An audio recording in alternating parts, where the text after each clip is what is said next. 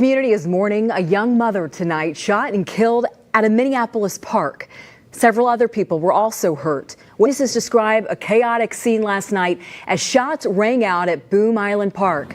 Eric Shalou has the latest from police and those who knew the woman killed. Eric. Just before 9:30 p.m. on June 1st, 2025, Minneapolis police received multiple reports of gunfire erupting at Boom Island Park, a public gathering space near downtown.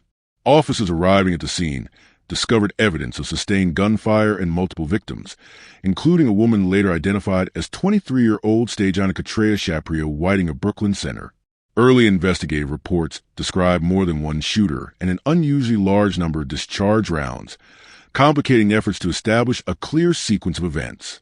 Over the following weeks, authorities arrested Zahir Jakey Porter, charging him with murder and attempted murder in connection with the incident, and separately charged Marquez DeMar Hill Turnipseed with multiple count of murder and attempted murder related to the shooting.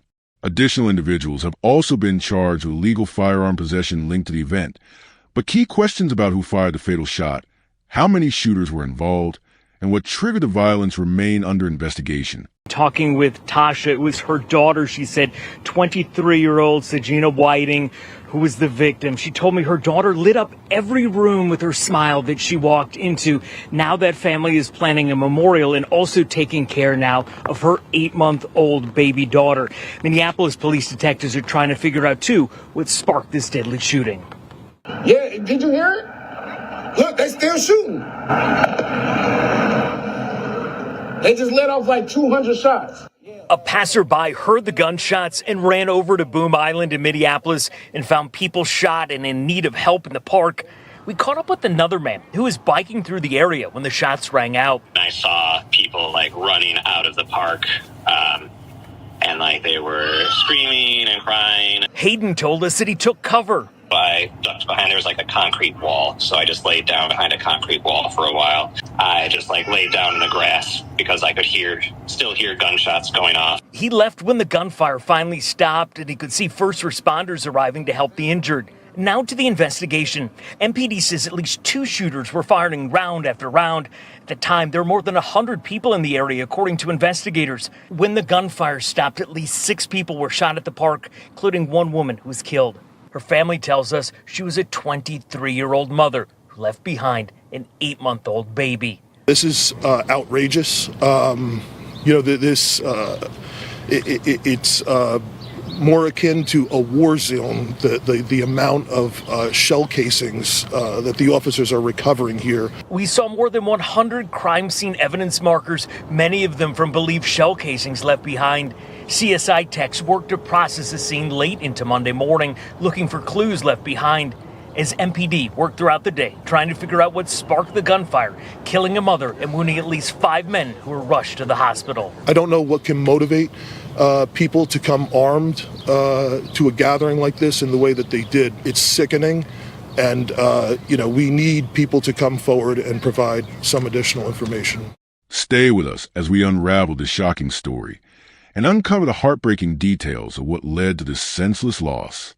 Before we begin, let us know in the comments, where are you watching from, and what are your thoughts as the story unfolds? Welcome to True Crime Tales, where we reveal the crimes that shock communities and the secrets hidden behind closed doors. These are real people, real events, real consequences. Hit subscribe and turn on notifications. You won't want to miss what's coming next. Now, let's begin. Stejana Katrea Shapria Whiting was 23 years old at the time of her death. She resided in Brooklyn Center, Minnesota, a suburban community northwest of Minneapolis. She was known within her personal circles by the nickname Pretty Pre, a name associated with her social media presence and informal identity among friends and acquaintances. Stejana was a young mother to an infant daughter who was under 1 year old at the time of the shooting. Much of her daily life centered on balancing childcare responsibilities with work and planning for long-term stability. Family members later described her routine as structured around employment, caring for a child, and maintaining close contact with relatives. Her role as a parent was a defining aspect of her life, influencing decisions about work schedules, social interactions, and future goals. She maintained regular communication with family members and was described as someone who checked in frequently, particularly when she was away from home. Her social presence, both online and offline, reflected a focus on maintaining connections rather than engaging in high-risk behavior. There is no public record or law enforcement statement indicating that Stagina was involved in criminal activity, affiliated with gangs, or under investigation prior to her death.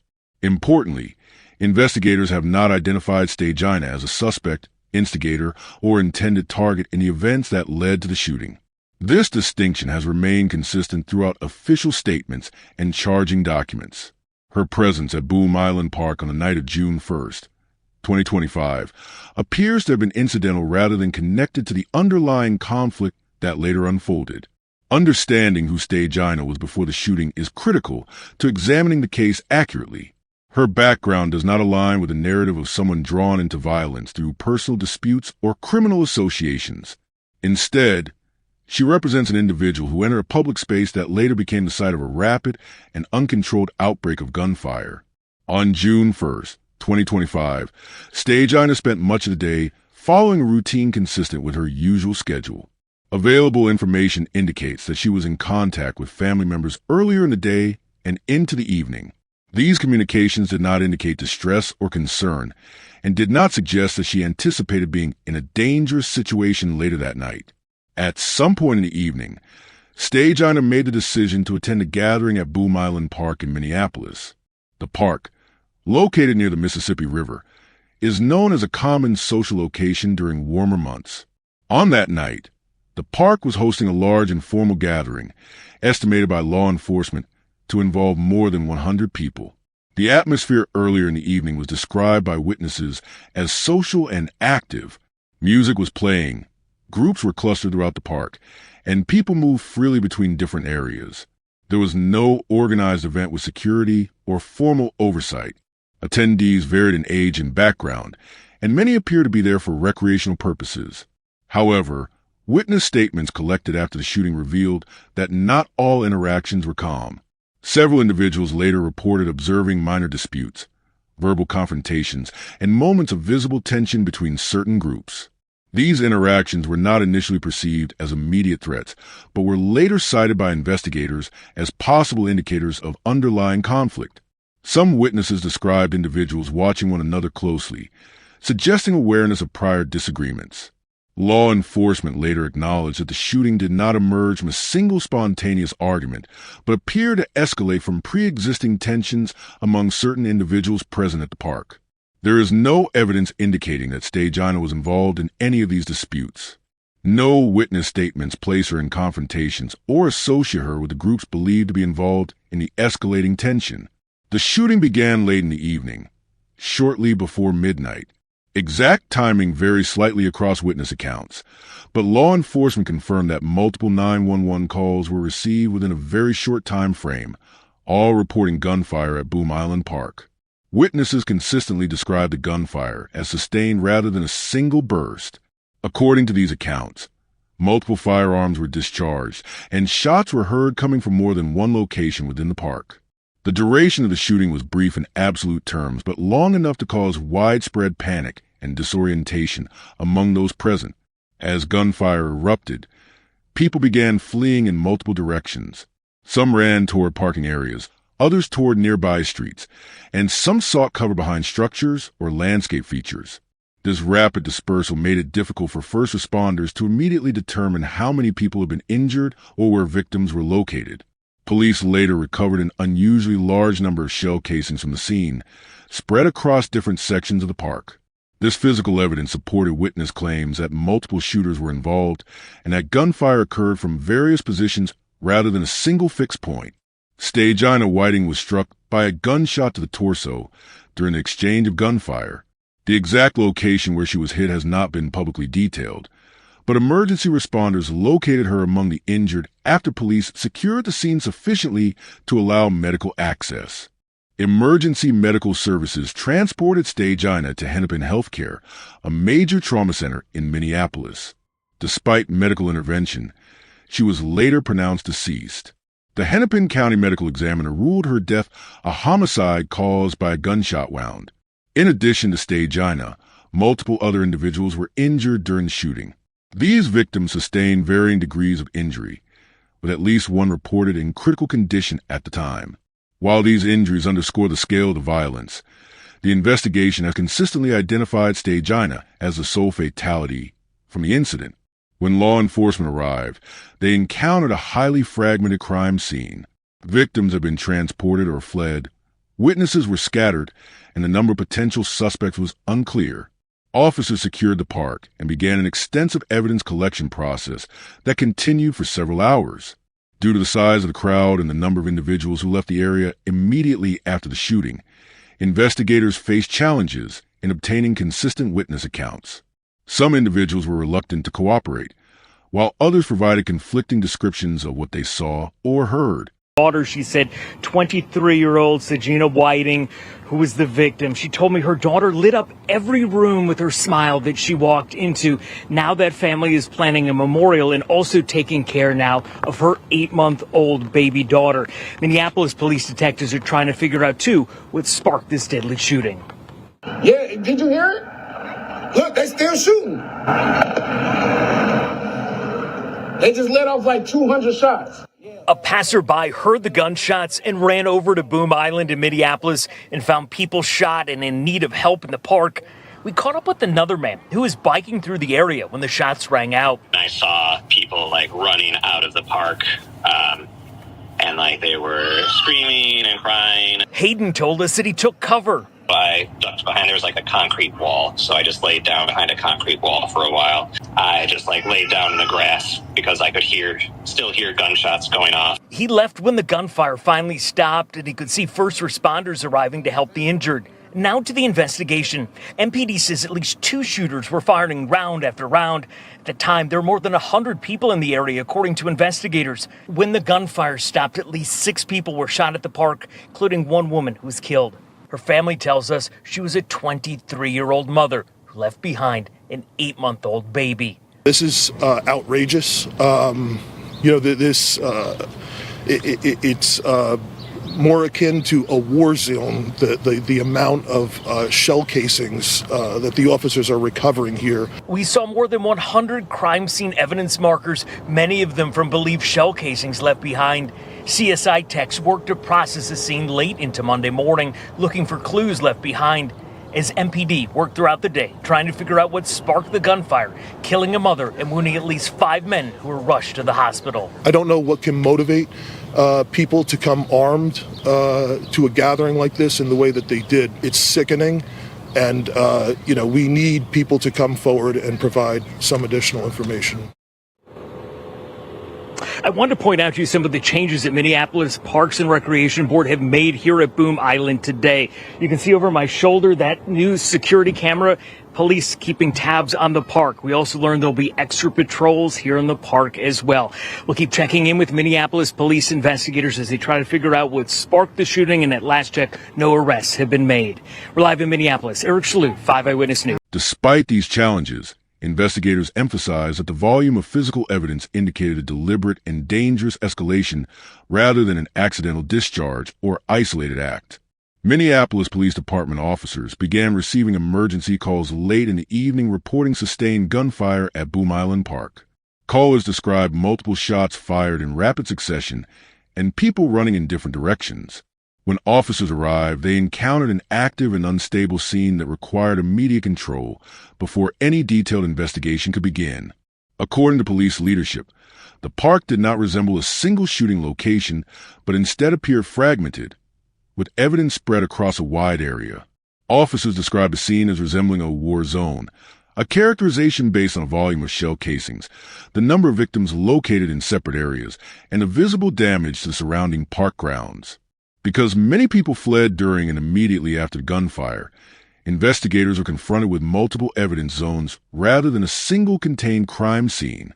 Victims had run or been transported away from the initial area of gunfire, causing shell casings, blood evidence, and personal items to be scattered across walking paths, grass areas, and parking zones. Darkness significantly complicated the response. The shooting occurred at night in a park with limited lighting, making it difficult to immediately identify all evidence. The size of the crowd further added to the complexity. Police estimated that more than 100 people had been present before shots were fired.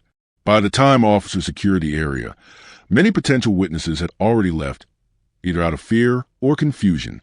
Initial cooperation from witnesses was limited.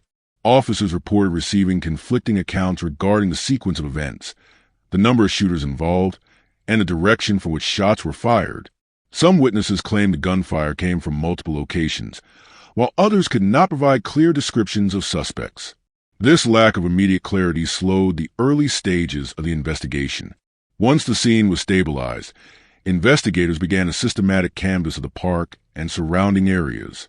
Crime scene technicians documented and collected a large number of spent shell casings of varying calibers, supporting early indications that more than one firearm may have been used. Each casing was logged, photographed, and preserved for later ballistic analysis. Police also expanded the investigation beyond the park itself.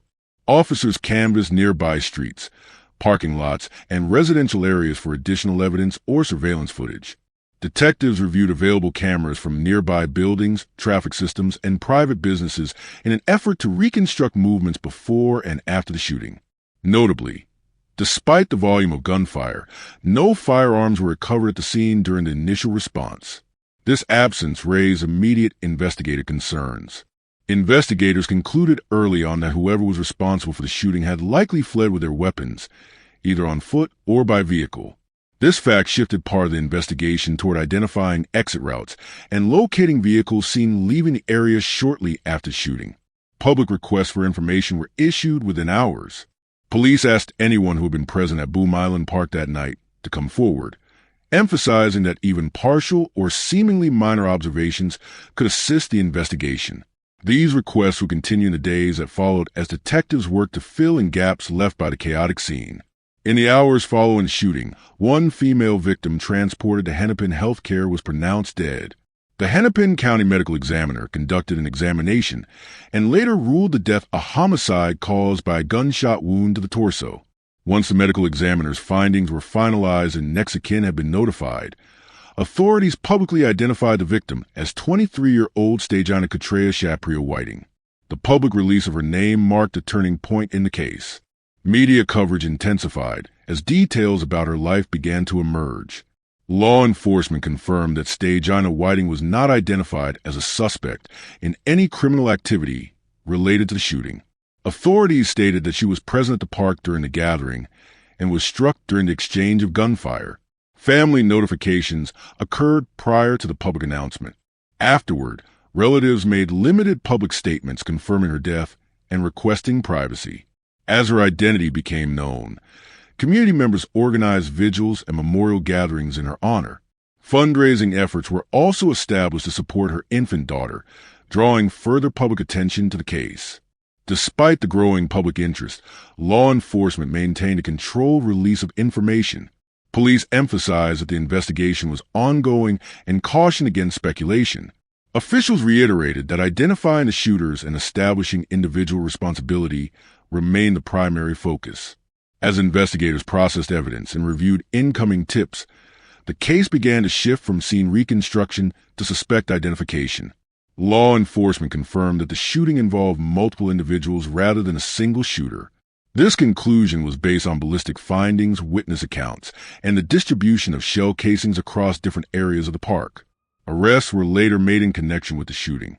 Authorities announced that several individuals had been taken into custody following coordinated investigative efforts.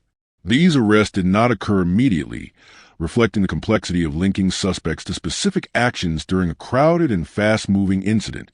Prosecutors filed serious charges, including second-degree murder and attempted murder.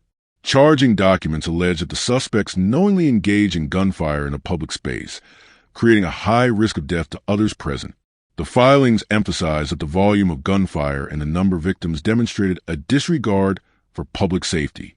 Investigators linked suspects to the crime through multiple forms of evidence. Ballistic analysis played a central role, with shell casings recovered at the scene being compared to firearms connected to suspects through later searches. In some instances, casings were matched to specific weapons, strengthening the prosecution's case. Vehicles also became a key component of the investigation. Surveillance footage and witness statements helped identify cars seen arriving at or leaving the area around the time of the shooting. These vehicles were later connected to individuals charged in the case, either through ownership records or digital data. Cell phone data was used to establish presence and movement. Location information placed certain suspects near Boom Island Park during the time of the shooting and showed coordinated movement before and after the incident. Investigators relied on this data to corroborate witness statements and surveillance footage. Video evidence from surrounding cameras provided additional context, capturing partial sequences of people running, vehicles departing, and moments before and after the gunfire. While not all footage captured the shooting itself, it helped establish timelines and associations between suspects. Charging documents also cited alleged gang affiliations as a contributing factor. Prosecutors asserted that rivalries or ongoing disputes may have played a role in the violence. It is important to note that these claims remain allegations and are part of the state's theory of the case, not established fact. At the time charges were filed, law enforcement emphasized that the investigation was still active. Additional suspects had not been ruled out, and authorities stated that further arrests were possible as more evidence was reviewed. Throughout this phase, officials consistently distinguished between what had been proven through evidence and what was alleged pending trial. The legal process remains ongoing, with outcomes dependent on court proceedings, witness testimony, and judicial review. As the investigation into Boom Island Park shooting progressed, prosecutors began outlining a theory that framed the violence as neither random nor accidental, but also not personally directed at Stagina Whiting. According to charging documents and public statements from law enforcement, authorities believe the shooting stemmed from an ongoing conflict involving rival groups, which escalated into gunfire in a crowded public space. Prosecutors alleged that the gathering at Boom Island Park included individuals connected to rival gangs or affiliated social groups with a documented history of hostility. Investigators assert that tensions between these groups existed prior to June 1st, 2025, and that the park gathering provided an opportunity for confrontation. The prosecution's theory suggests that verbal exchanges and perceived threats rapidly escalated, leading to multiple individuals drawing firearms and opening fire. Central to the state's argument is a claim that the shooting was targeted in intent but reckless in execution. Prosecutors have stated that while specific individuals may have been intended targets, the decision to engage in gunfire in a crowded park demonstrated a disregard for the safety of everyone present. This distinction is critical to how the case is being prosecuted, as it allows the state to argue that those responsible are liable not only for injuries to intended targets, but also for the death of an uninvolved bystander. Within this framework, authorities have consistently stated that Stagina Whiting was not the intended target of the shooting. According to investigators, there is no evidence suggesting she was involved in the underlying dispute or connected to the alleged gang conflict. Instead, prosecutors argue that her death was a result of indiscriminate gunfire in an uncontrolled environment where bullets travel beyond their intended paths. Ballistic evidence recovered from the scene is a key component of the prosecution's theory. Investigators documented an unusually high number of shell casings scattered across multiple areas of the park, supporting claims that more than one firearm was discharged. Prosecutors have cited this evidence to demonstrate the chaotic nature of the shooting and to reinforce their argument that the shooters acted with extreme recklessness. Charging documents further allege that suspects fled the scene immediately after the shooting, taking firearms with them and complicating early efforts to identify who fired which weapon. Prosecutors contend that this flight behavior indicates consciousness of guilt and supports their broader narrative of coordinated but uncontrolled violence. By framing the case in this manner, the state positions Stagina Whiting's death as a foreseeable consequence of a violent confrontation carried out in a public setting.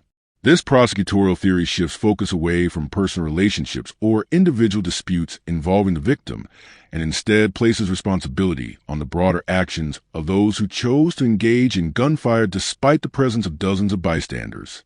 While prosecutors have outlined a detailed theory, defense attorneys representing the accused have raised significant challenges to the state's case.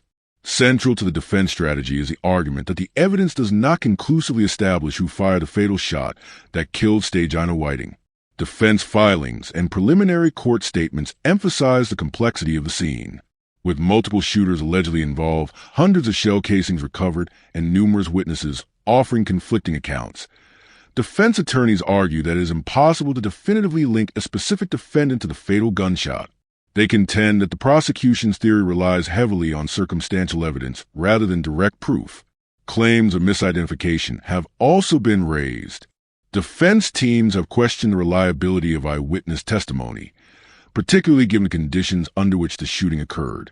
According to defense arguments, darkness, crowd movement, panic, and rapid gunfire would have significantly impaired witnesses' ability to accurately identify shooters or recall precise details. Attorneys have pointed to inconsistencies in witness statements as grounds for reasonable doubt. Another key defense argument centers on insufficient forensic linkage. While ballistic evidence confirms that multiple firearms were used, defense attorneys have argued that the lack of a recovered murder weapon weakens the prosecution's case. Without the firearm that fired the fatal round, they claim the state cannot conclusively establish responsibility beyond a reasonable doubt. Defense counsel have also challenged allegations of gang involvement. Some defendants have denied affiliation with gangs altogether, while others argue that alleged connections are based on social associations or prior contacts rather than concrete evidence. These arguments aim to undermine the prosecution's narrative of a coordinated, gang-related confrontation. As of now, the case remains active within the court system. Several motions are pending, including requests to suppress certain evidence, challenges to witness credibility, and disputes over the admissibility of digital and surveillance data. Court dates have been scheduled, but no final determinations have been made regarding guilt or innocence. The ongoing nature of proceedings means that the full scope of evidence has yet to be presented in open court. Prosecutors continue to gather information, while defense teams prepare to challenge every aspect of the state's case. At this stage, no verdicts have been reached, and all defendants are presumed innocent under the law. Beyond the courtroom, the Boom Island Park shooting has had measurable effects on public policy and community safety strategies in Minneapolis. In the weeks following the incident, city officials and law enforcement agencies implemented visible changes aimed at preventing similar incidents. One immediate response was an increased police presence in and around city parks, particularly during evening hours. Patrols were expanded, and officers were assigned to monitor large gatherings more closely. Law enforcement officials stated that the goal was deterrence and rapid response rather than routine enforcement. Additionally, park access policies were adjusted. Certain parking lots near Boom Island Park were closed earlier in the evening, and curfews were imposed on specific areas known to attract large nighttime crowds. City officials describe these measures as temporary but necessary to reduce the likelihood of large, unsupervised gatherings escalating into violence. Public statements from city leaders emphasize concerns about public safety and accountability. Officials acknowledged that residents should be able to use public spaces without fear and stated that the shooting exposed gaps in monitoring and enforcement. These statements often included commitments to review existing safety strategies and explore additional preventive measures. At the same time, frustration within the community became increasingly visible. Residents and advocacy groups expressed concern over repeated shootings in public spaces and questioned whether policy changes were addressing root causes or merely reacting to incidents after they occur. Issues such as witness cooperation, fear of retaliation, and distrust of law enforcement were frequently cited as ongoing obstacles. Law enforcement officials also noted challenges related to witness participation. Despite the large number of people present during the shooting, investigators reported difficulty obtaining consistent and cooperative testimony. This lack of cooperation has been acknowledged as a significant barrier to accountability and case resolution. As the legal process continues, the shooting remains a reference point in broader discussions about public safety, gun violence, and the use of shared community spaces. Policy adjustments remain in place, and officials have indicated that further changes may depend on the outcome of the case and future incident patterns. Despite multiple arrests and formal charges filed, the killing of Stejana Katrea Shapria Whiting remains defined by unresolved questions that continue to shape public understanding of the case. While prosecutors have outlined a theory of events, key elements remain unclear, incomplete, or dependent on evidence that has not yet been fully tested in court. These gaps are not minor details. They form the foundation of whether accountability will ultimately be established. One of the most critical unanswered questions is the identity of the person who fired the bullet that killed Stagina Whiting. Although several suspects have been charged in connection with the Boom Island Park shooting, charging documents have not definitively identified which individual discharged the fatal round. Prosecutors allege that multiple defendants participated in the exchange of gunfire, but participation alone does not establish direct responsibility for a specific death. Ballistic evidence collected at the scene included hundreds of shell casings from multiple firearms, complicating efforts to trace a single bullet to a single weapon. While forensic analysis can link casings of firearms when weapons are recovered, investigators have acknowledged that not all firearms involved were immediately located. As a result, the precise chain of custody, from weapon to bullet to victim, has not been publicly confirmed. This uncertainty has significant legal implications. Without clear attribution of the fatal shot, the case relies on broader theories of criminal liability, including accomplice liability and felony murder frameworks. Whether these theories will withstand judicial scrutiny remains an open question. Another unresolved issue concerns the total number of shooters involved in the incident. Witness statements collected by law enforcement describe gunfire coming from multiple directions, and early police briefings reference the likelihood of more than 2 shooters. The scale of shell casings recovered further supports the possibility that additional individuals fired weapons during the incident. Despite this, only a limited number of suspects have been formally charged. Law enforcement has not publicly confirmed whether all shooters have been identified or whether the investigation remains open to additional arrests. Authorities have continued to request public cooperation, suggesting that they may still be seeking information about other participants. This gap raises questions about the completeness of the current case. If additional shooters were involved but remain unidentified, it could affect both the legal outcomes for those already charged and the broader narrative of accountability. It also highlights the difficulty of prosecuting crimes that occur in crowded public spaces with limited surveillance coverage and reluctant witnesses. The question of prevention remains central to the case. Investigators and city officials later acknowledged that the gathering at Boom Island Park involved a large crowd, visible tension, and behavior that, in hindsight, may have indicated a risk of violence. Witnesses described disputes and confrontational interactions prior to the shooting, yet no law enforcement intervention occurred before gunfire erupted. This raises questions about monitoring and response protocols for large, informal gatherings in public parks. At the time of the incident, there were no officers stationed inside the park, and patrol presence was limited. Authorities have stated that they were not aware of specific threats prior to the shooting, but the absence of proactive intervention remains a point of concern. The issue is not limited to this case alone.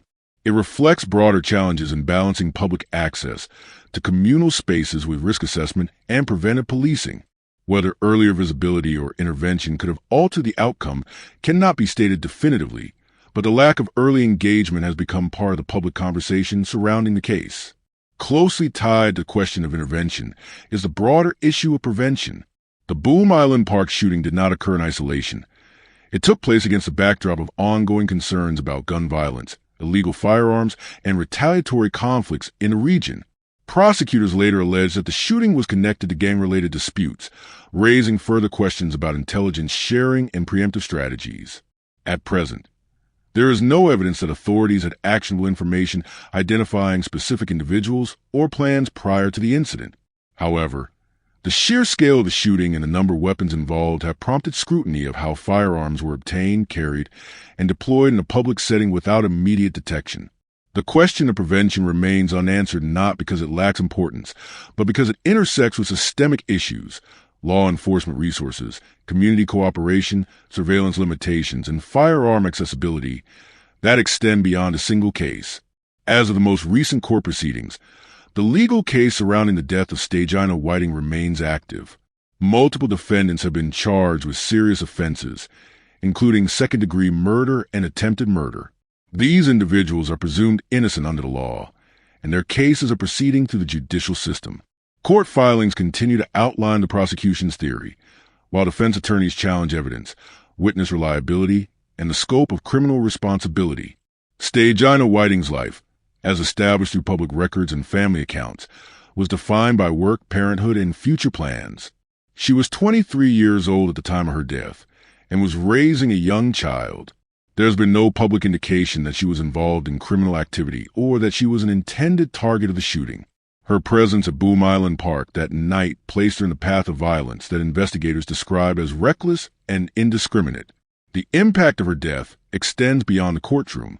Her child will grow up without her, and responsibility for care has shifted to surviving family members. Public memorials and support efforts have focused on providing stability for the child, though those efforts exist separately from the legal process now underway. From a public safety perspective, the case has already influenced policy decisions. City officials implemented increased patrols, parking restrictions, and surveillance measures at Boom Island Park and other public spaces. These actions reflect an acknowledgement that the shooting exposed vulnerabilities in how large gatherings are monitored and managed. Ultimately, the case of Stagina Whiting stands at the intersection of individual accountability and systemic challenge. A young woman lost her life in a public place during a burst of unchecked violence. The criminal justice system is now tasked with determining who bears legal responsibility, under what standards, and based on which evidence. Until those questions are resolved in court, the case remains open, not just legally, but in the public record as an example of how quickly ordinary spaces can become crime scenes and how difficult it can be to fully reconstruct the truth afterward. If you found this story as gripping and heartbreaking as we did, don't forget to like this video and share it with others. And if you want to hear more true crime stories that uncover the mysteries behind these tragic events, make sure to subscribe to our channel and turn on the notification bell. You won't want to miss our latest stories, updates, and discussions.